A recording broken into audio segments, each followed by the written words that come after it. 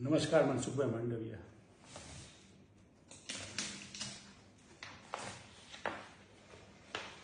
મનસુખભાઈ, આપને નહીં ધ્યાનમાં હોય પણ મારી ઓળખ આ હતી ને આ ઓળખ હેઠળ 10 વર્ષ દરમિયાન માણાવદરના વંથલીના ખેડૂતોના પ્રશ્નો બિયારણના હોય, ફર્ટિલાઇઝરના હોય, ધોવાણના હોય, પાક વીમાના હોય, ખેડૂતના પ્રશ્નનો સૌથી મોટો અમારા વિસ્તારમાં હતો અથવા ગુજરાતના 57 તાલુકામાં હતો તે ડાર્ક ઝોનનો હતો.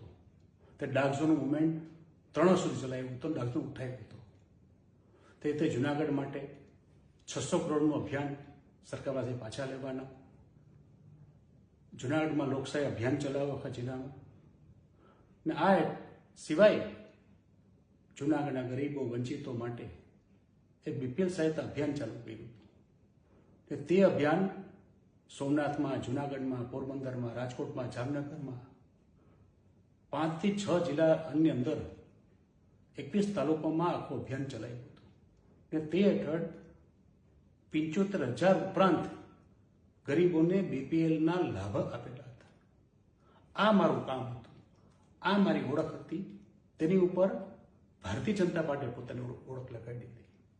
ને આટલી હિંમત, તાકાત કે તેવડ તમારામાં હોત તો ચૂંટણી પહેલા કે ચૂંટણી દરમિયાન બોલવાની જરૂર હતી.